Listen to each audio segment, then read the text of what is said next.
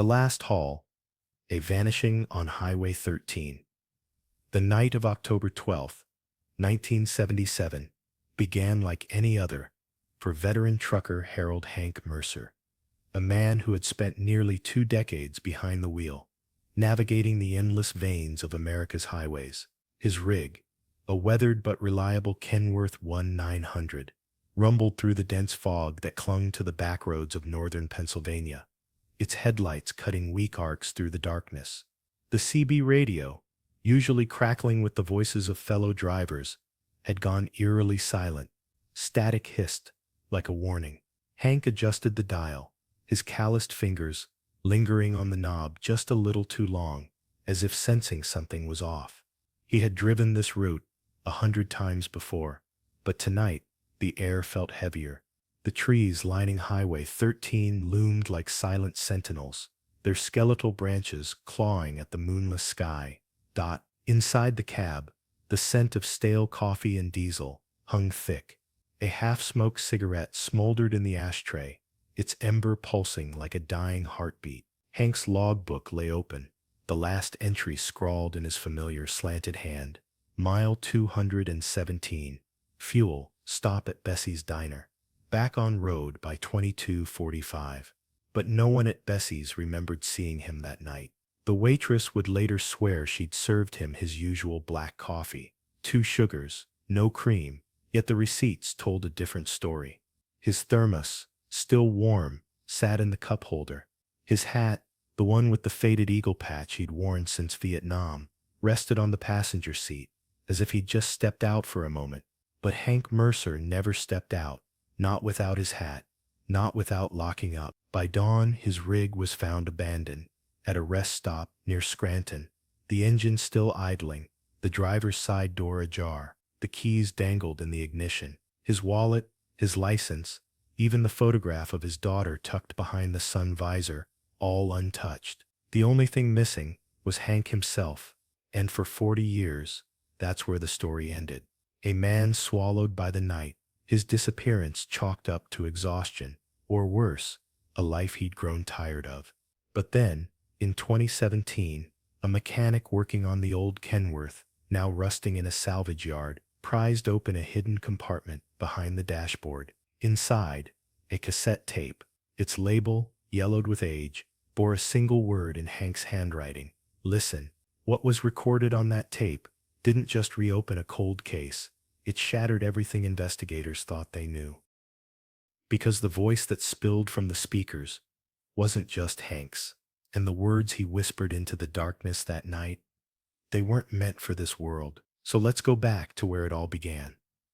Back to Highway 13, where the fog never really lifted, and the truth was waiting, all along, to be found. But first, you have to ask yourself, what kind of man leaves behind a tape like that? And more importantly, what was he so afraid of? Before the silence swallowed him whole, before the road stretched into an endless question mark, there was a man who lived for the hum of the engine and the rhythm of the open highway. His name was Frank Harlan, a name that once meant reliability, grit, and the kind of quiet strength that only comes from years spent battling fatigue, weather, and the relentless pull of the road. But long before he became a ghost story, whispered in truck stops, he was a man with a past as winding as the routes he drove. Frank wasn't born into the life of a long hauler. No, he was forged in it. The son of a steelworker from Pittsburgh, he grew up in a house where calloused hands and tired eyes were the norm. By 16, he was working the factory floor, his lungs thick with the scent of oil and sweat, his future mapped out in shifts and overtime. But the factory walls felt like a cage, and the road, oh, the road called to him like a siren. At 22, he bought a beat-up Ford with a loan co-signed by his uncle, a man who'd once driven trucks himself and spoke of the highway like it was a living thing. Out there, his uncle had said, rubbing the stubble on his chin, you're either free or you're lost. Ain't no in between. Frank chose freedom. For nearly 15 years, he carved his name into the asphalt of America. He knew the best diners in Ohio, where the coffee never went cold, the stretches of I-80, where the radio cut out and the only sound was the growl of his rig. He had a sixth sense for weather, reading the sky like some men read newspapers, and a reputation for getting loads through when others turned back. The CB handle they gave him, Steady Hand, wasn't just for show. He was the guy you wanted beside you when the blizzard hit, the one who'd talk you down when the sleep deprivation made the road blur. But beneath the steady exterior, there was a restlessness. Frank had a daughter, Emily, from a marriage that didn't survive the road. Letters and child support checks were sent like clockwork, but the guilt of missed birthdays and school plays gnawed at him. His ex-wife's voice on the phone, sharp with resentment, was a reminder of the life he'd chosen over them. Some nights, parked at a rest stop with the engine idling, he'd stare at the Polaroid of Emily taped to his dash and wonder if he'd made a mistake. Yet when dawn broke, he'd shift into gear and drive on, because the road was the only thing that didn't judge him. By 1977, Frank had logged over 1,000,000 miles, but the miles had logged something in him too, a weariness that settled in his bones. He talked less on the CB, spent more nights parked under the stars instead of in motels, and started keeping a cassette recorder in the cab. Maybe it was loneliness. Maybe it was the need to leave something behind. Or maybe, deep down, he sensed that the road was about to ask more of him than he was willing to give. And then, one October night, it did. But that's a story for the tape to tell. For now, close your eyes and picture him. Frank Harlan, a man who loved the road more than it ever loved him back. A man who drove toward the horizon, even as it swallowed him whole. And ask yourself, what would you do if the only home you'd ever known was the space between the lines on the highway? Would you keep driving, or would you finally stop? The road had swallowed him whole, or so it seemed.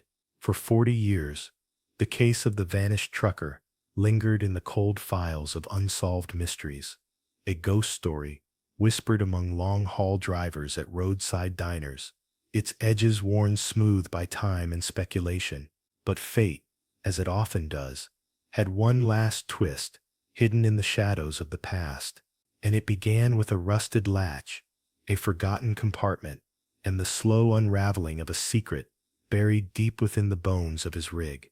It was a sweltering afternoon in 2017 when Jake Mercer, a retired mechanic with a penchant for abandoned relics, stumbled upon the driver's long-forgotten Peterbilt in a derelict salvage yard outside Albuquerque. The truck had been there for decades, its once proud chrome now dulled by dust and neglect, its cab a tomb of faded vinyl and cracked leather. Mercer wasn't looking for answers, just parts. But as he pried open the glove box, his fingers brushed against something unexpected, a small rectangular cassette tape wedged into a hidden recess behind the dashboard. The label was yellowed, the handwriting smudged but legible. For whoever finds this, play it loud. His pulse quickened. This wasn't just another discarded relic. It was a voice from the grave. The tape was handed over to Detective Maria Vasquez, the same investigator who had pored over the cold case for years, her obsession with the driver's disappearance bordering on the personal. She remembered the way his wife had clutched his last postcard at the press conference, her knuckles white, her voice a whisper. He wouldn't just leave, not like this. Now sitting in the dim glow of the evidence room, Vasquez turned the cassette over in her hands, the weight of it heavy with possibility. The air hummed with tension as she slid it into the deck. A faint hiss filled the silence. Then a voice. His voice, rough with static, but unmistakable. The first words sent a chill down her spine. If you're hearing this, I'm already gone. The room seemed to tilt. Vasquez leaned in, her breath shallow, as the recording unfolded. Not a goodbye, not a confession, but something far more unsettling. The driver's tone was urgent, his words clipped with fear, as if he were glancing over his shoulder, even as he spoke. Behind him, the low rumble of the engine, the occasional crackle of the CB radio, sounds that should have been comforting, but now carried the weight of a warning. And then, beneath it all, something else, a sound that didn't belong, a sound that made Vasquez's blood run cold. What followed wasn't just a message, it was a breadcrumb trail leading into the dark, and as the tape spun on, one question burned brighter than the rest. What had he seen out there on that lonely stretch of highway? The answer, it seemed, had been hiding in plain sight all along, waiting for the right hands to uncover it, waiting for you to listen. So turn up the volume, lean in close, because the truth, it's about to hit harder than a semi at full speed, and once you hear it, you won't be able to unhear what comes next. The cassette tape lay in the investigator's hands like a relic from another time, its plastic shell cracked with age, the magnetic ribbon inside whispering secrets it had held for 4 decades. And when the first strains of static hissed through the speakers, followed by the low, gravelly voice of the missing driver, the room seemed to contract around them. This was no ordinary recording. It was a confession, a warning, a final, desperate transmission from a man who knew he was running out of time. His voice was raw, strained, not the steady cadence of a seasoned trucker, but the fractured speech of someone unraveling. The first words cut through the silence like a blade. They're still out there, watching, waiting. A pause, a shuddering breath, then the sound of something heavy, dragging against the cab's floor. The investigators leaned in, their own breath shallow, as the driver's voice dropped to a whisper.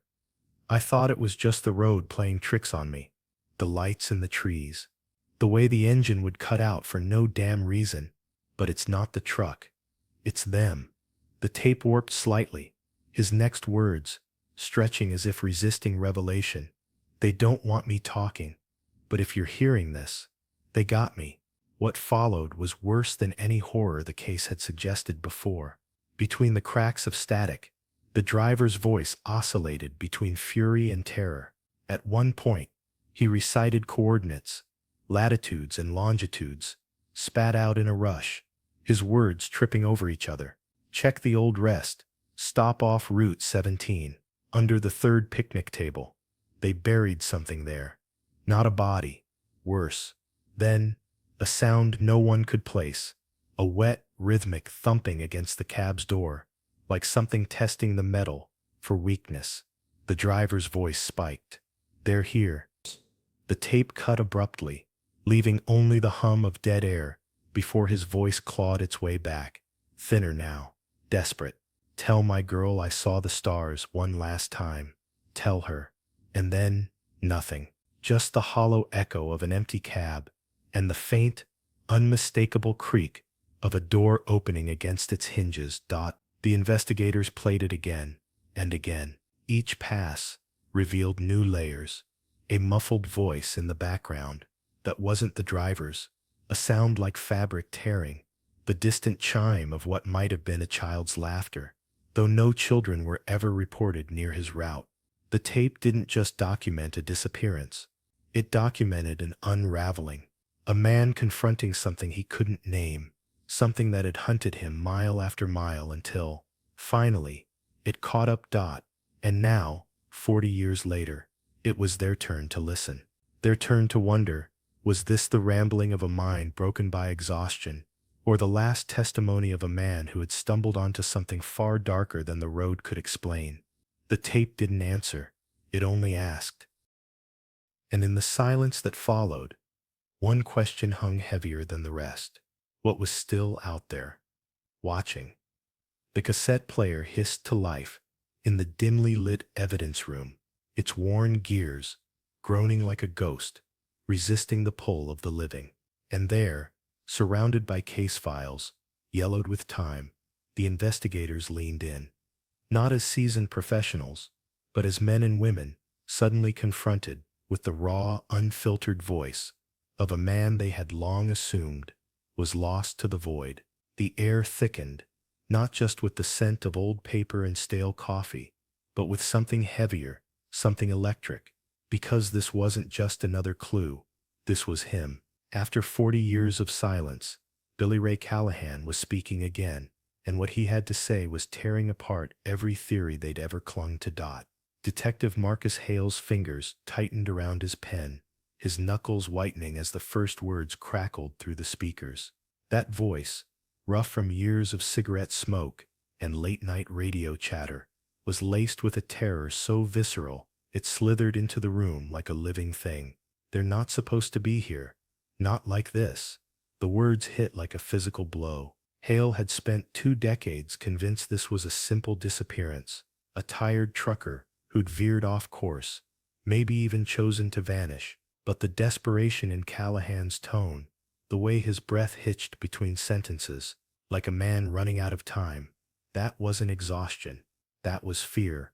And fear like that didn't belong in the cab of a rig rolling down I-80. Not unless something had gone horribly, impossibly wrong. Across the table, forensic audio analyst Lila Chen's hands trembled as she adjusted the equalizer. Her usual clinical detachment shattered. She'd reconstructed crime scenes from whispers, from the echo of a gunshot in a hollow room. But this was different. The background noise wasn't just static. There were layers to it, something almost rhythmic beneath Callahan's voice, like the distant hum of machinery. Or was it voices? Her stomach twisted. She'd listened to hundreds of hours of distress calls, but none had ever made the hairs on her arms stand on end like this. Because this wasn't just a man in trouble. This was a man who'd seen something he wasn't meant to see, and whatever it was, it had erased him from the world for 4 decades. The room seemed to shrink as the tape played on, each word a hammer blow to the case they thought they knew. Sergeant Elena Vasquez, the only one left from the original investigation, pressed a hand to her mouth, her eyes glistening. She remembered the interviews, the way Callahan's co-workers had described him. Steady, reliable, the kind of guy who'd pull over to help a stranded motorist in a blizzard. Not the type to just up and leave, they'd said. And they were right. He hadn't left. He'd been taken. The tape didn't just reopen the case. It rewrote it entirely. No longer was this about a missing person. This was about something darker, something that had reached into the cab of that truck and swallowed a man whole, leaving behind only questions. And now, at last, a voice crying out from the abyss. As the tape clicked to a close, the silence that followed was deafening. The investigators sat frozen, the weight of what they'd heard pressing down on them, like the night sky over an empty highway. Exhilaration warred with dread in their chests. They had what they'd wanted for decades. A lead. A real lead. But it came with a price, because some doors once opened can't be closed again. And this one, it didn't just lead to answers. It led to a truth that had been waiting in the dark for 40 years, patient as a predator, ready to pull them all into the mystery that had claimed Billy Ray Callahan. Now, as the tape sits on the table between them, rewound to the beginning, they must ask themselves, how far are they willing to go to follow a voice that might not want to be found? And what will it cost them to listen? 40 years of silence had settled over the small town like a thick, unshakable fog until the tape emerged. And with it, the echoes of a voice long thought lost. For the family of Daniel Mercer, the trucker who vanished in 1977, the discovery wasn't just a clue. It was a seismic shift, a crack in the foundation of grief they'd built their lives upon. The cassette, hidden deep within the rusted skeleton of his rig, carried more than just words. It carried the weight of unanswered questions, the ache of decades spent wondering. And now, the fragile, terrifying spark of hope. His daughter, Claire, had been just 12 when he disappeared. Now in her 50s, she sat in the dim glow of her kitchen, fingers trembling as she clutched the transcript of the recording. The voice, his voice was strained, urgent, laced with something darker than the usual road-weary exhaustion. They're watching. Not just me, but the loads. If this gets out, the tape cut off mid-sentence, but the implication hung heavy in the air. This wasn't an accident. This wasn't a man who simply drove off the edge of exhaustion. This was something deliberate, something hidden. And for Claire, the revelation was a double-edged blade, relief that the truth might finally surface, and terror at what that truth could be. The town, too, felt the ripples. Daniel hadn't just been a driver. He'd been a fixture at the local diner, a familiar face at the Union Hall, the kind of man who'd slip a 20 to a kid struggling to pay for gas. His disappearance had left a void, a quiet but persistent wound in the community's memory. Now whispers spread like wildfire. Did he know too much? Who was watching him? The tape didn't just reopen a cold case. It exposed a fissure in the town's carefully constructed narrative of safety. If Daniel had been silenced, what else had been buried alongside him? For his wife, Martha, the tape was a ghost. She'd spent years convincing herself he'd left by choice, that the road had simply called him away from a life that had grown too heavy. But hearing his voice, hearing the fear in it, shattered that fragile lie. She sat in their old house, the one she'd refused to sell, tracing the cracks in the coffee table where he'd once rested his calloused hands. The investigators had warned her this could lead to answers, or it could lead to darker places than she'd ever imagined. But after 40 years of silence, even the truth, no matter how brutal, was a mercy. And so the tape became more than evidence. It became a beacon, pulling them all back into the storm. For the family, it was a chance to finally lay him to rest, or to uncover a betrayal so deep it might destroy them. For the town, it was a reckoning, a demand to confront the shadows lurking beneath its quiet streets. The road ahead was uncertain, twisted with equal parts hope and dread. But one thing was clear: the past wasn't done with them yet. And neither, it seemed, was Daniel. So now, as the tape plays on, we're left to ask, what do you do when the dead begin to speak? When the answers you've prayed for might be the ones you fear the most? The journey ahead isn't just about solving a mystery.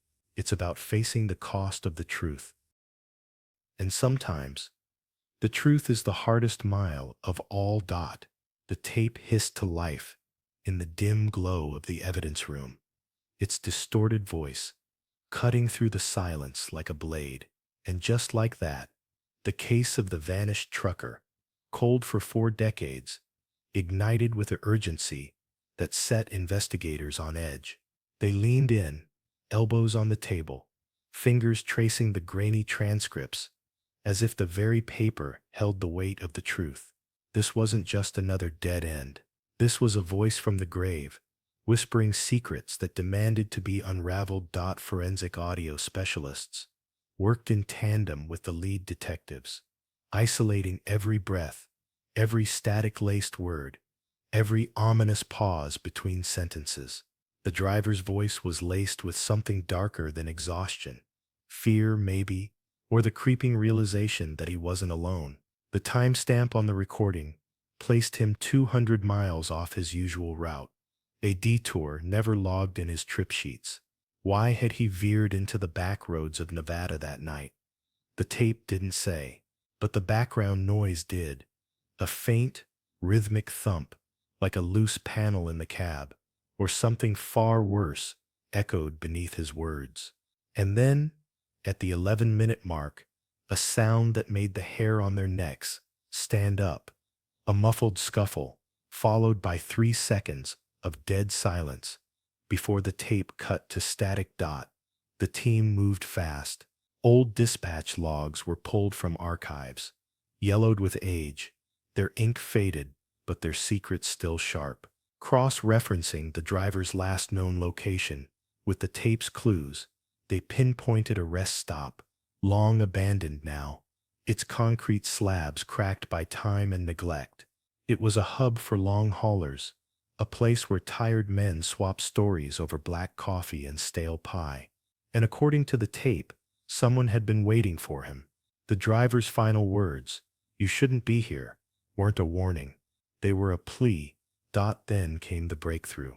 A name, half buried in the static. Riggs. Not a first name, not a company, just Riggs, spoken like a curse. The detectives dug deeper, uncovering a pattern. 3 other drivers had vanished along the same stretch of highway between 74 and 76, all veterans, all with spotless records, all last seen at that rest stop. Coincidence? The tape said otherwise. And as the pieces snapped into place, the room grew colder. This wasn't just a missing person. This was a predator, and he'd been hunting for years. The clock was ticking. The tape had survived 4 decades, but the trail hadn't. Witnesses had scattered, memories had faded, and the rest stopped. It was scheduled for demolition in 2 weeks. The investigators knew, if they didn't act now, the truth would be bulldozed into the desert sand, lost forever. So they worked through the night, chasing ghosts, connecting dots, their hands steady, even as their pulses raced.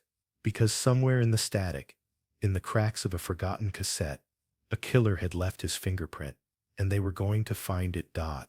Now, put yourself in their shoes. The weight of 40 years of silence pressing down. The family's tears still fresh in your mind. Would you walk away? Or would you dig deeper, even if the truth was darker than the night that swallowed him whole? The tape doesn't lie, but the question remains. Are we ready to hear what it's really saying? The tape hissed to life in the dim glow of the evidence room, its distorted voice weaving a thread of unease through the air as investigators leaned in, their breaths shallow, their fingers tracing the grainy surface of the cassette like it might dissolve under their touch. For 40 years, the truth had been locked inside that plastic shell, buried beneath layers of dust and forgotten routine, until now. And what it whispered was not the desperate plea of a man lost to the night, but something far more chilling, a conversation that was never meant to be heard. The first suspect emerged from the static like a ghost. Daniel "Rusty" Calloway, a fellow long hauler whose name had been scribbled in the driver's logbook on the night of the disappearance, circled in ink so aggressive it tore the paper. Rusty's route that night, a mirror of the victim's, diverging only at a desolate truck stop outside Flagstaff, where the tape captured a muffled exchange, a voice low and urgent. You shouldn't have seen that.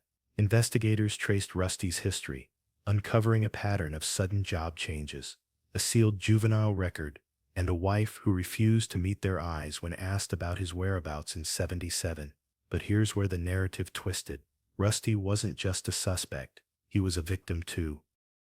3 months after the driver vanished, Rusty's rig was found abandoned near the Mexican border, its cab scorched, his CB radio still crackling with a looped distress call. No one ever answered. Then there was Maggie Holloway, the diner waitress, whose voice trembled on the tape during what sounded like a confession. They'll make it look like an accident. Maggie's alibi was airtight. She'd been working a double shift the night the driver disappeared. But the investigators dug deeper, and the deeper they went, the more the ground shifted beneath them. Maggie's brother, Eddie, a mechanic with ties to a now-defunct trucking syndicate, had been seen arguing with the driver just days before. The tape revealed something worse. Eddie's voice in the background, cold and calculating, discussing the usual drop-off, a phrase that sent detectives scrambling to old shipping manifests, where they found discrepancies in cargo weights, routes that didn't match, and a string of drivers who'd quit abruptly in the months leading up to the disappearance. Was this about a man who saw too much? Or was it about something far bigger, something that had been moving unseen along those highways for years? And then the most haunting lid of all, the silent partner, a voice on the tape, never named, speaking in a cadence, too measured, too practiced to belong to any of the known players. You know the rules, it said, just before the recording cut to static. Forensic audio analysts isolated the voice, comparing it to old dispatch recordings from the era. And what they found sent a chill through the team. That voice, it matched a former highway patrol officer who'd been forced into early retirement after a string of unsolved accidents along the I-40 corridor. Men who, like the driver, had vanished without a trace. The officer's personnel file was a masterclass in red flags, commendations for exemplary vigilance, a sudden transfer after a driver's union complaint, and a handwritten note in his supervisor's files. Ask him about the tapes.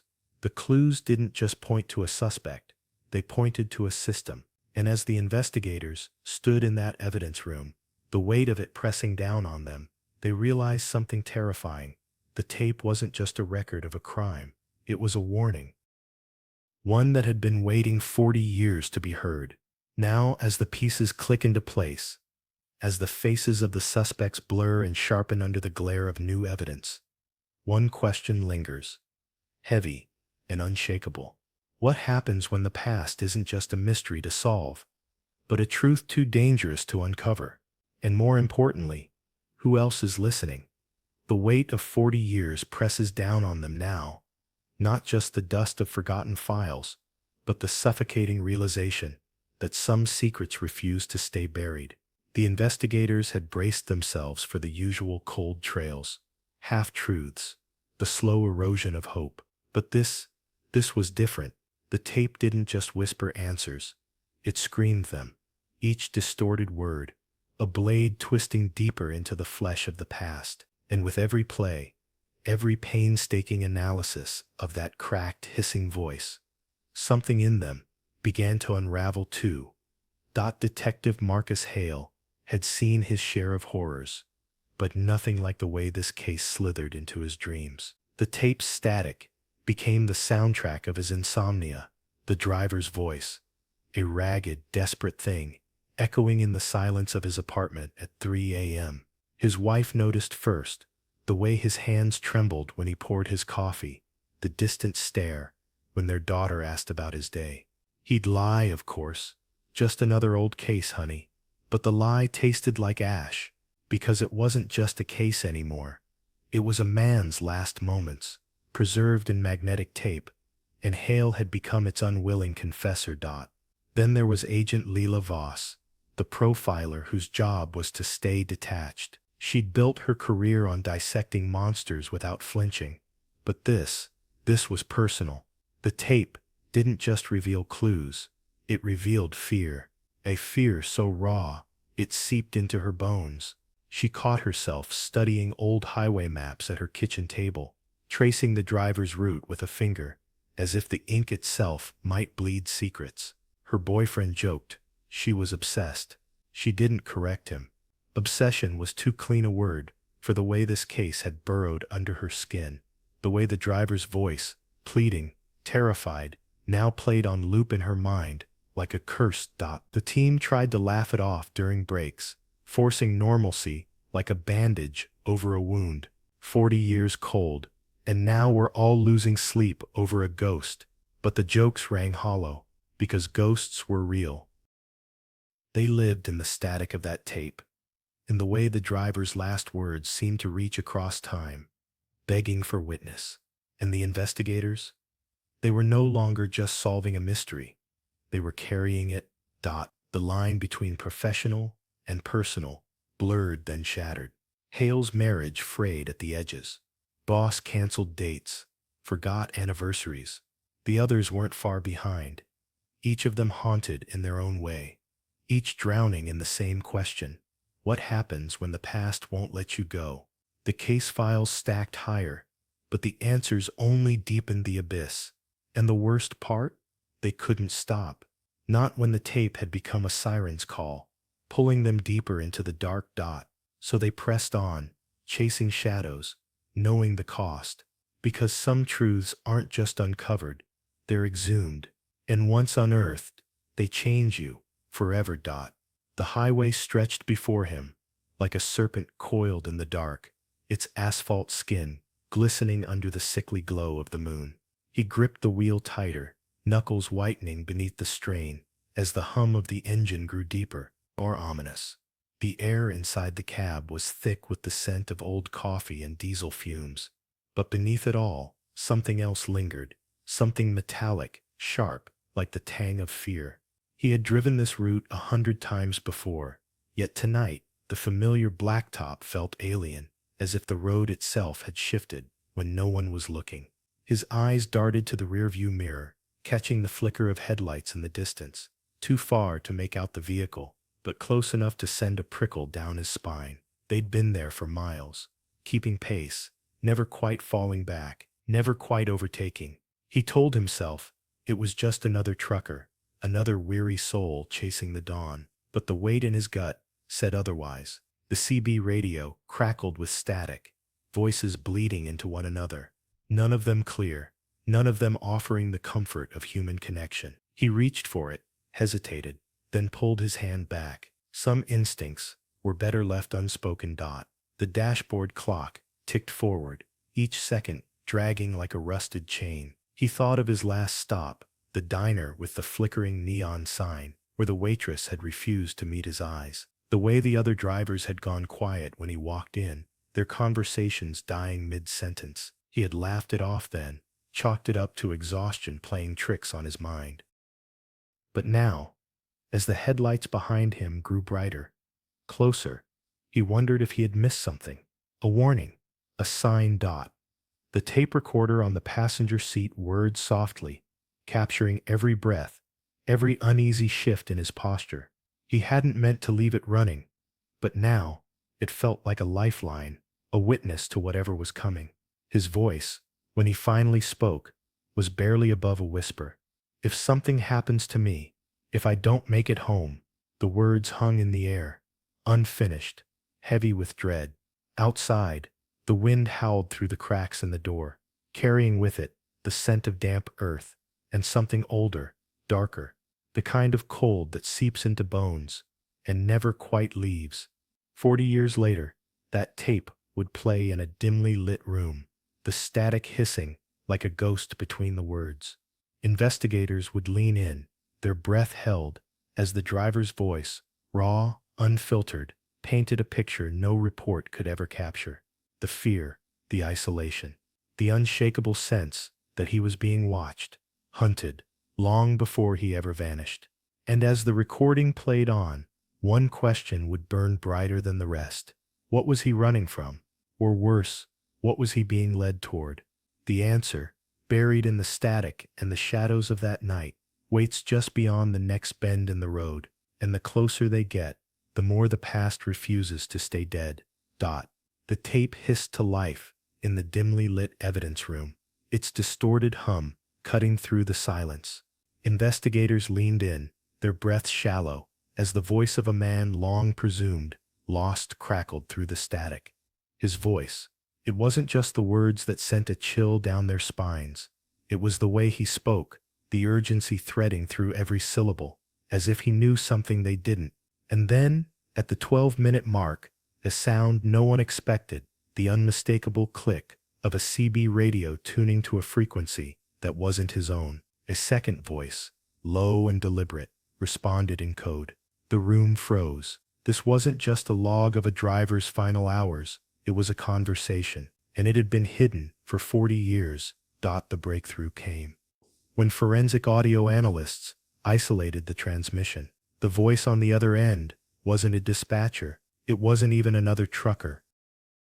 The cadence, the clipped military precision, it matched a profile buried deep in cold case files.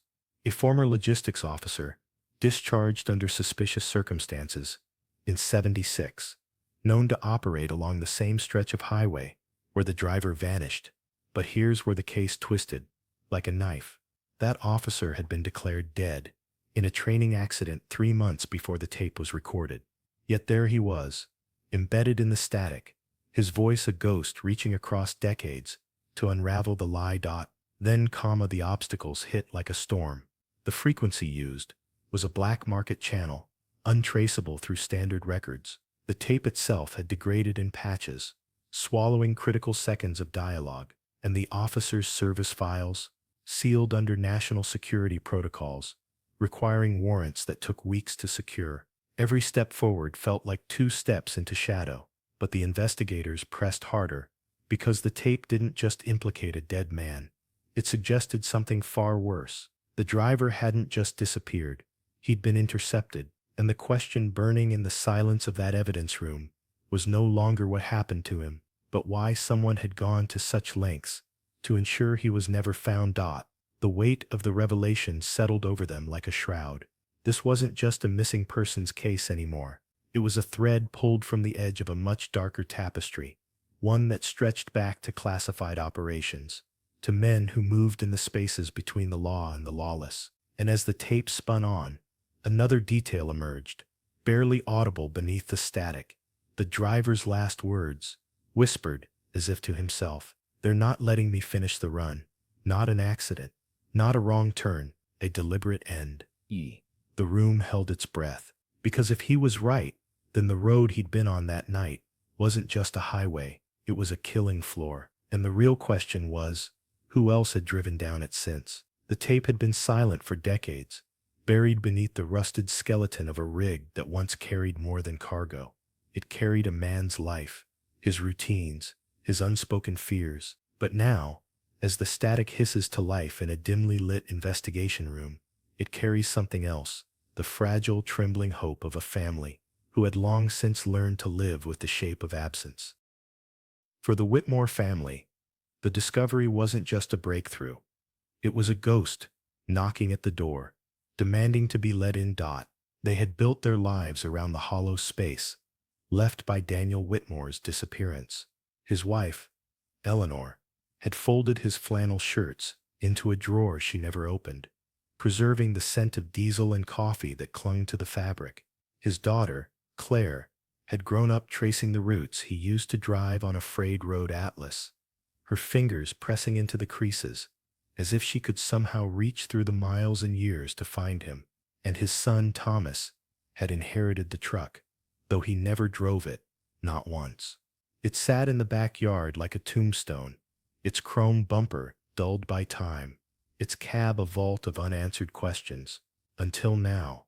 The tape didn't just hold Daniel's voice, it held the echo of a choice, a moment frozen in fear. And as investigators pieced together the fragments of his final hours, the family found themselves suspended between grief and the terrifying possibility of truth. Eleanor's hands shook as she clutched the transcript, her breath catching on the words that weren't just evidence, but the last whispers of a man she had loved in the past tense for too long. Claire stared at the old CB radio on the kitchen table, the one Daniel had used to call home every night at 9:07 p.m., its cord now severed like the thread of their normalcy. Thomas paced the length of the living room, his boots scuffing against the hardwood, each step a metronome, counting down to an answer they might not be ready to hear. Hope is a cruel thing when it arrives this late. It doesn't erase the years of waking up to an empty chair at the breakfast table, or the way the holidays became exercises in careful avoidance. No one ever set a place for Daniel, but no one ever stopped noticing his absence either. The tape had given them a voice to cling to, but it had also given them a new kind of sorrow, the realization that the man they had mourned might not have been the man he became in those final moments. Was he afraid? Did he know what was coming? Or had he made a choice that night, in 1977, one that would unravel everything they thought they knew about him? The investigators spoke in measured tones, their words clinical, detached. But in the Whitmore home, the air was thick with the kind of silence that comes before a storm, the kind that hums with electricity, with the weight of something about to break. Eleanor traced the edge of a framed photo, Daniel's grin frozen in time, his arms slung around Thomas when he was just a boy. "We always thought he was taken from us," she murmured, her voice raw. But what if he left? The question hung between them, a blade unsheathed. Because some truths don't bring closure. Some truths only deepen the wound. And yet, they couldn't look away. Not now. The tape had pulled them back into the mystery, not as victims of circumstance, but as participants in its unraveling. They were no longer just a family left behind. They were the keepers of his story, the ones who would have to decide what to do with the pieces of him that remained. The road ahead was uncertain, littered with the debris of old lies and new revelations. But for the first time in 40 years, they weren't just waiting, they were listening. And the past, it seemed, had more to say. The night was thick, with the kind of silence that presses against the skin, heavy and suffocating, as the investigators' headlights carved through the darkness like blades. They had followed the tape's cryptic directions to a stretch of abandoned highway just outside of Elko, Nevada, a place where the asphalt had long since cracked under the weight of time, and the wind carried whispers of forgotten secrets. The coordinates had led them here, to a desolate rest stop that hadn't seen a traveler in decades.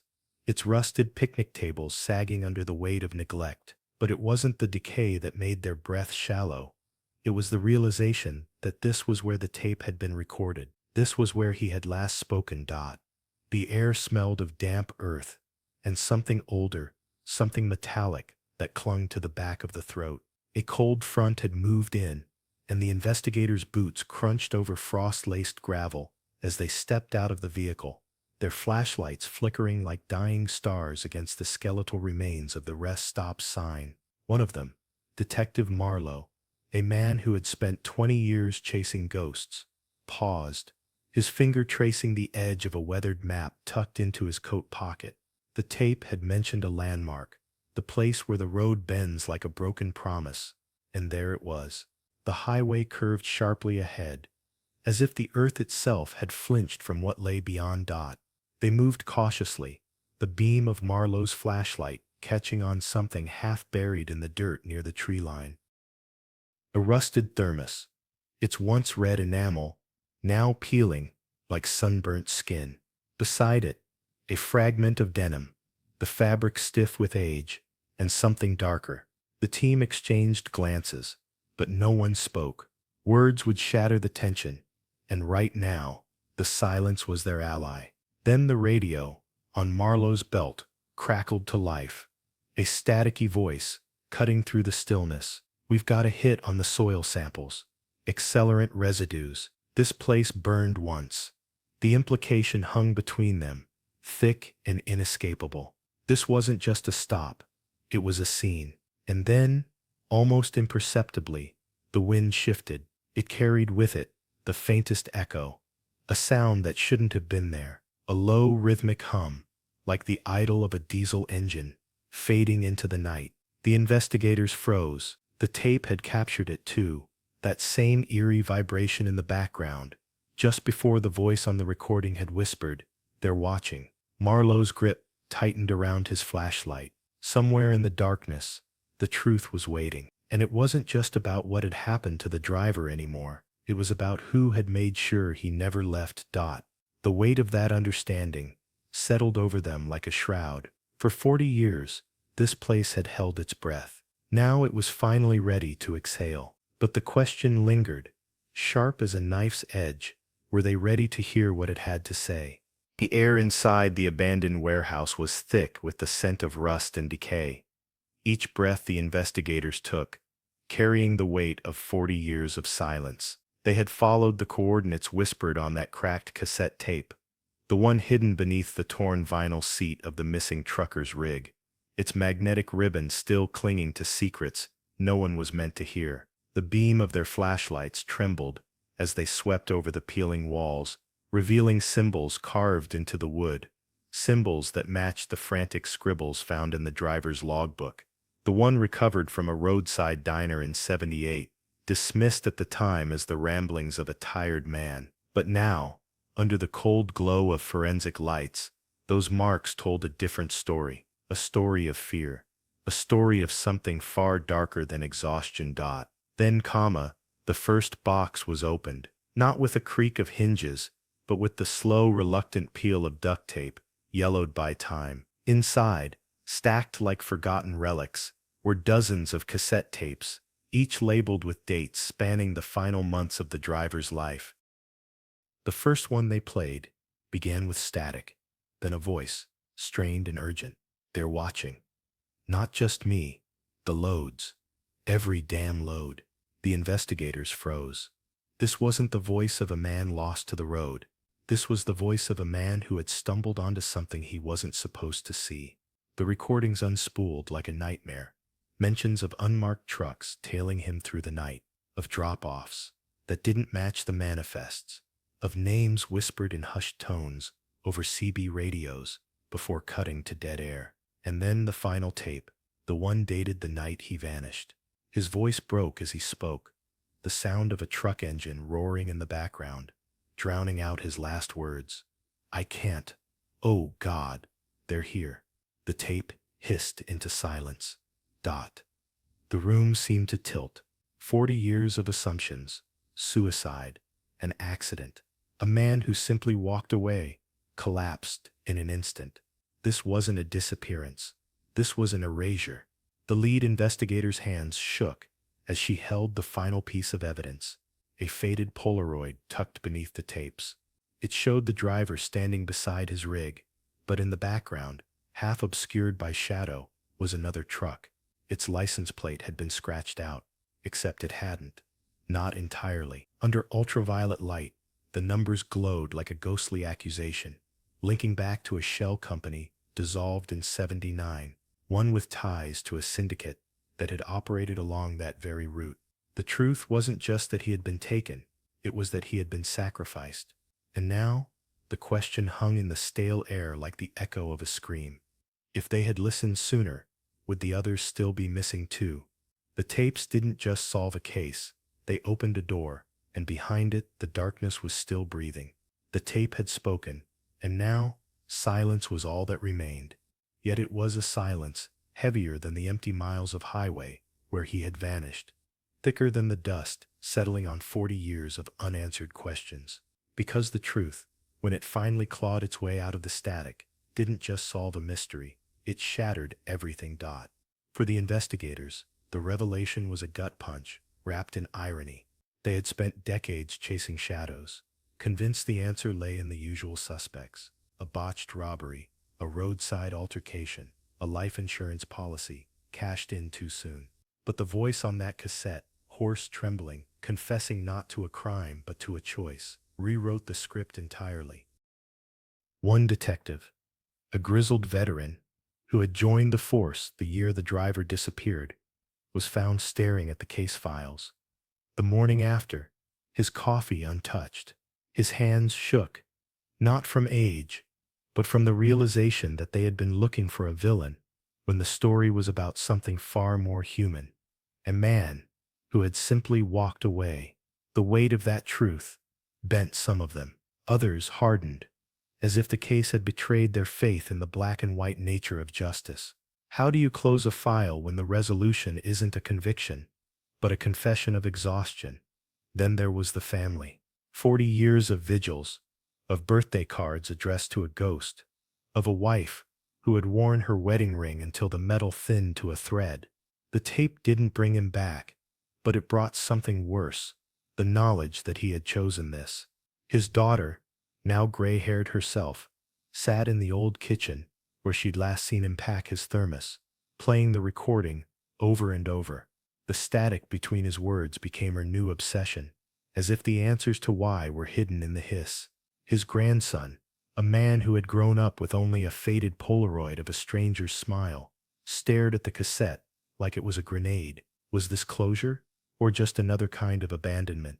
And the town, the quiet diner where he'd eaten his last slice of pie, the truck stop where old-timers still swore they'd seen him, fueling up the night he vanished. They grappled with a legend deflated. The myth of the vanished driver had been their campfire story, a cautionary tale about the road's cruel unpredictability. Now, it was just a sad footnote. Some refused to believe it, clinging to the romance of the unknown.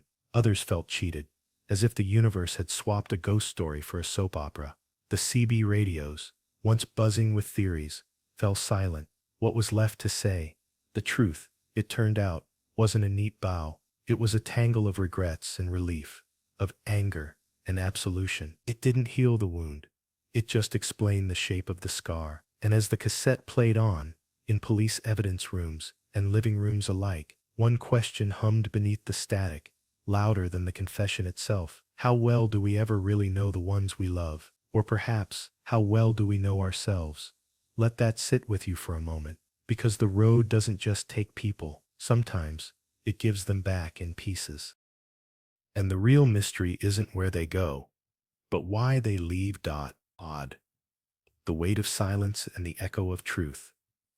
40 years of silence had settled over the case like a thick fog, until that tape hissed to life, unspooling secrets buried deep within the rusted bones of a forgotten rig. Now, as the dust of revelation begins to settle, those who carried the weight of the unknown are left standing in the wreckage of answers they never expected. The investigators, Men and women who had long since filed the case under cold but not forgotten find themselves staring into a mirror that reflects not just a solved mystery, but the fragile nature of truth itself. One detective, his voice rough with the gravel of decades spent chasing ghosts, admits it in the dim glow of an interrogation room light left burning too long. We thought we knew what happened. We built our theories on silence, on absence, but the truth? It wasn't hiding. It was waiting, patient, relentless, inside a tape no one bothered to play. And then there is the family. The wife, now silver-haired, her hands trembling as she traces the edges of a photograph yellowed with time. She had buried her grief in the ritual of daily life, in the raising of children who would never know their father's voice. But hearing it again, crackling through the static of a 1977 recording, has unraveled her. Closure, she whispers, as if testing the weight of the word. They say we have it now, but closure isn't a door slamming shut. It's a window opening onto a room you didn't know existed, one filled with questions you never thought to ask. Her daughter, a woman who grew up with only stories of the man who vanished, presses a hand to her chest, as if to still the ache of a heart beating in time with a voice she's hearing for the first time. How do you mourn someone twice? She asks. And the question lingers, heavy and unanswered. The tape didn't just solve a case, it fractured the illusion of finality. Justice, they're learning, isn't always a verdict. Sometimes it's a whisper from the past, a voice insisting on being heard long after the world moved on. The lead investigator, a man who had made peace with the idea that some mysteries were meant to stay buried, now sits in his office long after the others have gone home. The case files are closed, but his mind isn't. We spend our lives chasing certainty, he murmurs. But the truth is, we're all just driving through the dark, hoping the headlights show us enough of the road to keep going. The tape proved that how the past isn't a fixed point, but a living thing, shifting beneath the weight of new light. And what of the rest of us? What do we do with stories like this? Ones that refuse to stay buried, that claw their way back into the present. We listen, we bear witness, because in the end, memory isn't just about holding on to what was lost. It's about recognizing that some echoes never fade.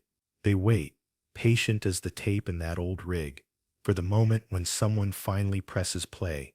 So ask yourself, what voices are you waiting to hear?